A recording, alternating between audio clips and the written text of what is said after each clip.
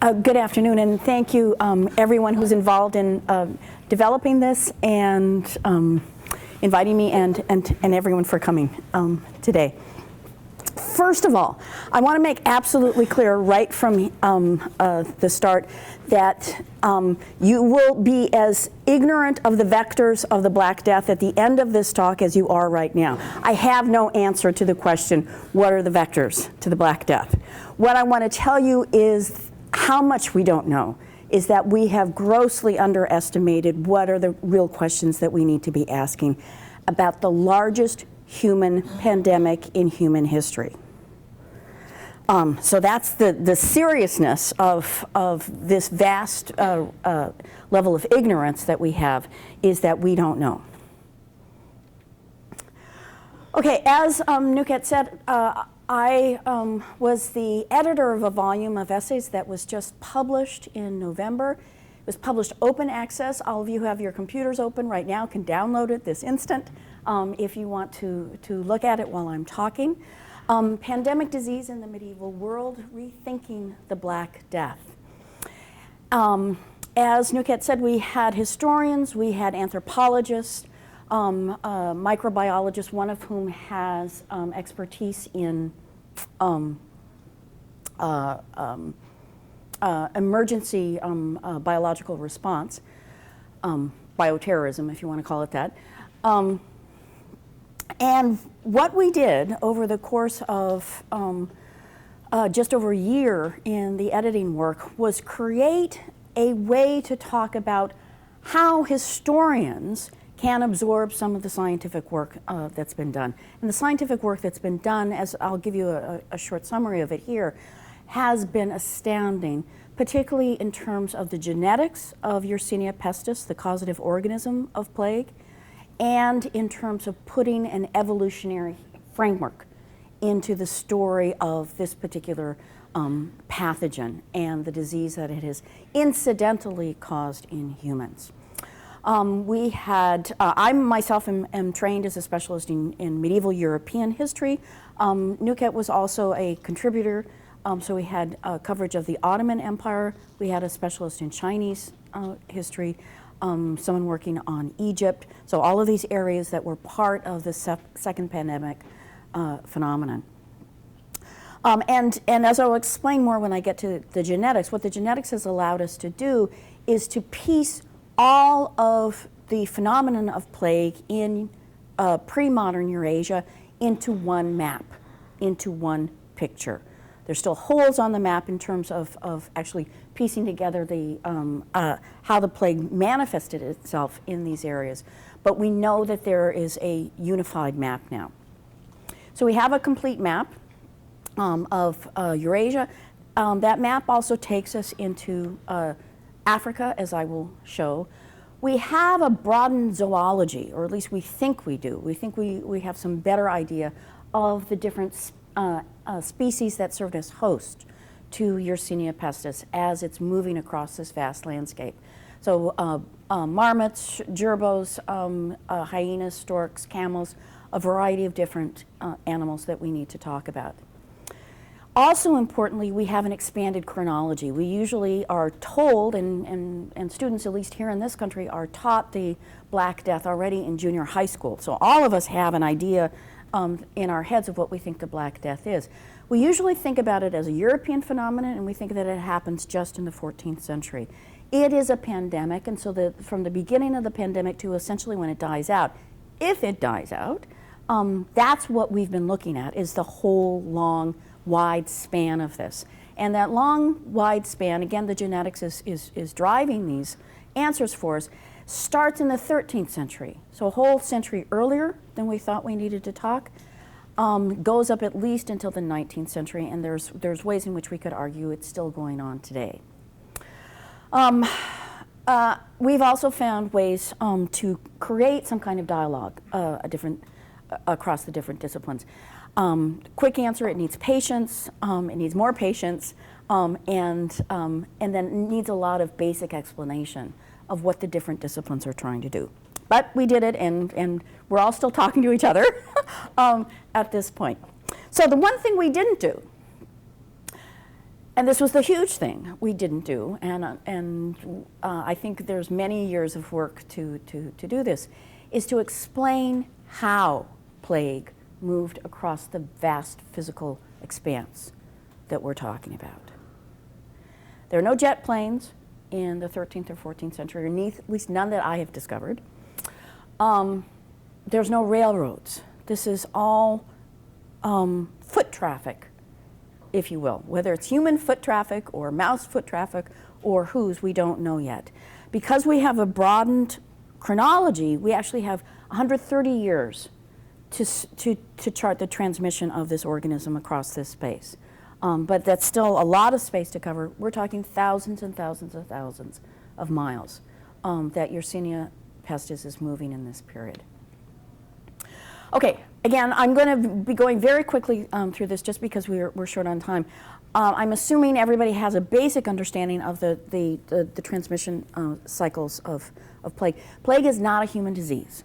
We are incidental, we are epiphenomena in plague. Plague would be just as happy never to have seen a human because it gets into humans and it kills us off and we don't effectively transmit it to others. But we're very good at transporting other things that are carrying plague, and that's part of what we need to talk about today. So we have enzootic cycles where it's just the organism is being transferred to fleas and then back to other mammals, usually rodents, and staying within that cycle. It's when the fleas from those rodents start connecting to other rodents that we then get transmission cycles, so epizootic cycles, and then potentially epidemics, and then, as we have in the case of the Black Death, a pandemic cycle. So a lot of different organisms can be involved in the cycle of plague. Okay, this is what I have called the Rosetta Stone of plague history now. This was from a study published in 2013. Shui et al. Really just building on, there's a sequence of major genetic studies on plague published in, well, starting in the 1990s, but the major ones 2010, 2011, and this one in 2013. And this is the most extensive phylogenetic tree that's been published of plague to date. You'll notice at the bottom, again, as I said, part of what genetics has done is give us a time frame.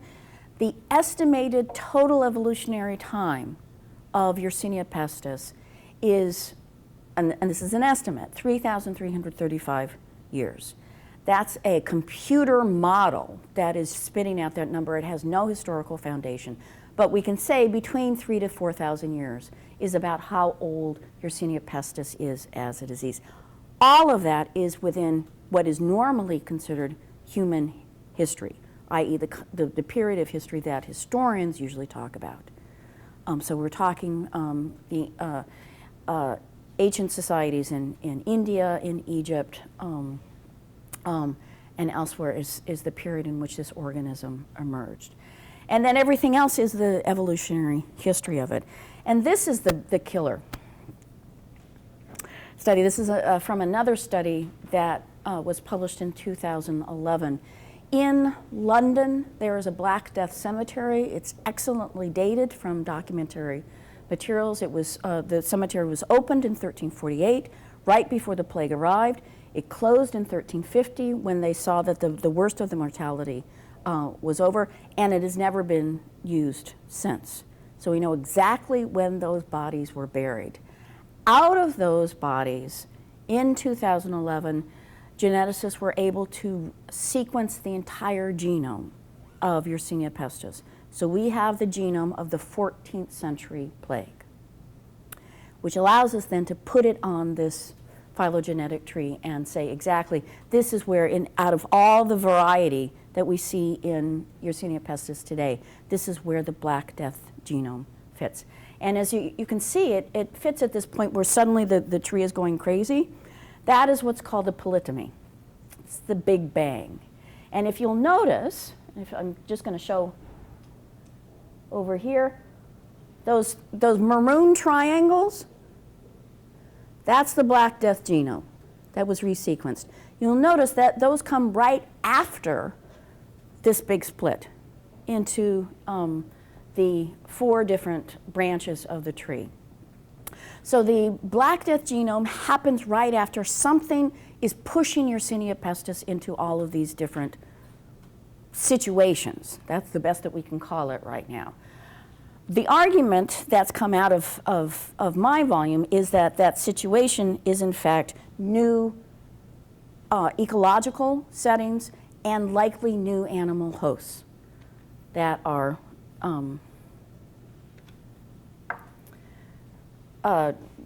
taking up this organism, and then it stays in those different environments for the next 700 years and presents us with the other samples.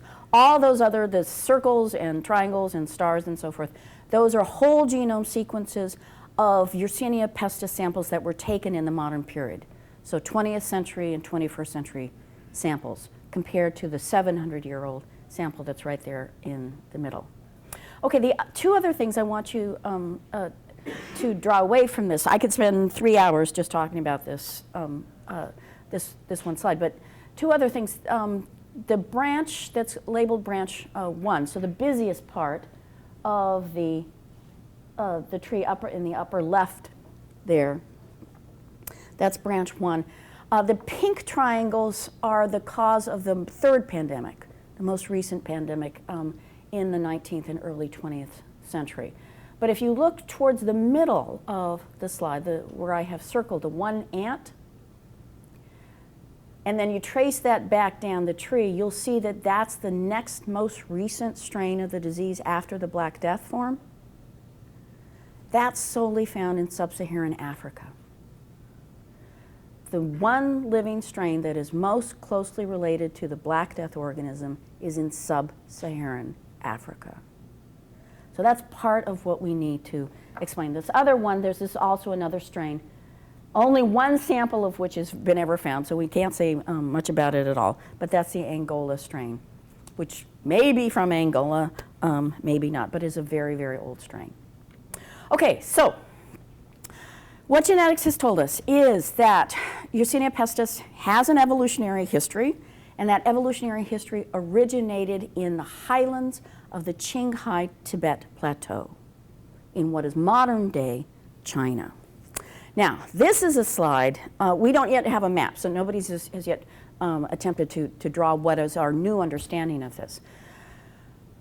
The current understanding, which has just been created by Robert Himes in the collection I've just put together, says that what was that force that created the polytomy, that pushed Yersinia pestis into new environments, into new host species? The Mongols. The Mongols came to the edge of the Qinghai Tibet Plateau, an area called the Gansu Corridor, and attacked the Shah dynasty.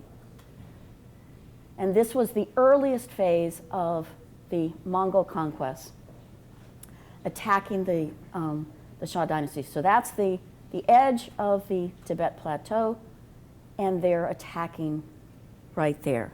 So over here, attacking right here.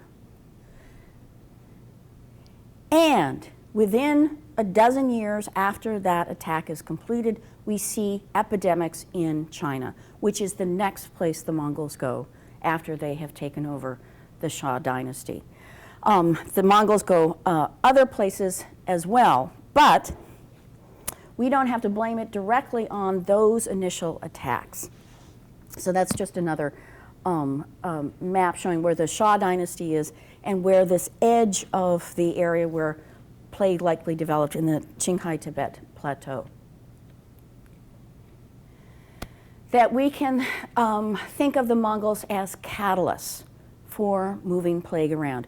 We do have a few references to the Mongols themselves getting sick, but clearly, as anybody of you who knows world history knows, the Mongols were not destroyed by plague. They actually were quite successful in many of this conquest. So we have to look more subtly at other things that the Mongols are doing. So the Mongols themselves, we think of them as these warriors, really aggressive, phenomenally devastating warriors, and that was clearly happening. But they also, a lot of the peoples that they conquered, they forced the men to go into military service for them. So a lot of the conquered men are also moving around. So that's a lot of human movement, getting people to move, and getting people and their things to move around. So ox carts that are carrying a lot of grain, for example, are also moving. We have a lot of people who are refugees, who are running either in advance of the Mongol when they hear them coming, or after the Mongols have already come and destroyed their cities. And we also have forced repopulations. Major, I mean, really just kind of almost unimaginable forced relocations of populations so that the Mongols can control these peoples that they have taken care of. So this actually is the longer process. And this is what I'm going to start with as a working hypothesis of what are the circumstances that can be moving this organism around at the same time. And this is the big part of the unknown, is that the circumstances in which Yersinia pestis developed is the Qinghai Tibet Plateau. Average elevation is 14,000 feet. That's as high as most mountains, the highest mountains that we have here in North America. That's the average elevation for this plateau. It's called the rooftop of the world. So it's a very specific environment in which Yersinia pestis develops. But then it starts moving into all these very different environments. So that's what we have to look at. Most historical research that's been done on the Black Death has only talked about rats. Rats, ratus, the black rat. Sometimes the gray rat get mentioned as well. We need to think about a lot more organisms involved. So even just within China, we have an arid steppe, we have a dry steppe, we had a low desert steppe, we have tropic and south subtropic zone forests, we have alpine meadows, we have all of these different environments just in China. And we have a lot of different hosts just within China. If you look at other places, that gets multiplied even further. So looking at the present day presence of plague, that's not all the medieval strain of plague that you would be seeing there, but there's a lot of different hosts there as well. And what I've done here, and this is, you don't need to read all this, but I just wanted to give you a snippet of the sense of how many different organisms are involved in plague as we know it in the world today. So almost every kind of marmot is or potentially could be affected with plague. We have voles, we have squirrels, we have mice, we have rats. This is the Shui et al. Study from 2013. They used 133 whole genome sequences for that study. And again, a variety of different organisms it's coming from. And this isn't even a complete list. This is just the first ones that, and I filled up a slide and I figured, okay, that's enough. Various kinds of fleas. Also, ticks have been found carrying the plague organism as well. And this is a very interesting study that just came out a few weeks ago that's looking at plague transmission in Uganda, and again finding, it's actually not documenting plague, but it's looking at the circumstances in which there are different varying populations of different organisms. And this is the key. This study, I think, is going to be setting the direction for a lot of future research, is that we always have to be looking at the variety of different populations of organisms coming together. In this case, a lot of different rodents coming together and exchanging their fleas among themselves. That's how we get the movement of plague, is the fleas jumping from one organism to another and moving it along. Just a quick example, this is a study that came out in 2010 about tiny outbreak of human plague in Algeria. 3 patients were brought to the hospital, all of them infected with plague. 2 of them that had bubonic plague were treated with antibiotics and survived. The one that had already developed pneumonic plague was in fact treated, but died. That was in July. Several months later, they went back to investigate. These are nomads. These are people living out in a barren desert with tents. But there are rodents, and those rodents have fleas. So they collected 8 individuals of the rodent species Mariona shaui and 2 of Psammomus obesus, fat sand rats, I love that, within the tents. Again, these are nomads, and they have rodent infestations in their tents. After sequencing, the PCR amplicon showed 100% sequence identity with Yersinia pestis. Out in the middle of the desert, we can see plague transmission happening. Okay, so basically we just have to completely blow our minds open and just rethink, I think, the entirety of the Black Death. And this is just, besides Heim's study on the Mongols in and the Shah state, this is one of the other landmarks studies of the collection that was just published by Anne Carmichael, who's suggesting, why did plague last so long in Europe? Clearly, we have it coming through ports, cities in 1347, 1348, but why didn't it just kind of come in, burn out, and then leave? She's suggesting it might have established foci, animal foci in Western Europe. And a key suspect right now is the alpine marmot, which is a cousin of those marmots in the Himalayan and Tibetan highlands. They are all of the same genus. So what we've done is put all these questions onto the table of the genetics, of connecting it with the historical records that we have, of seeing some possible connections, and then saying, okay, now what? Now, how do we fill in all of these gaps? How do we fill in this timeline? How do we get this single-celled organism moving across this incredible landscape all across Eurasia into Africa within about 130 years? That's the great question in Black Death studies today. If anybody here with a biological background wants to join in and help with this work, we need you. Thank you very much.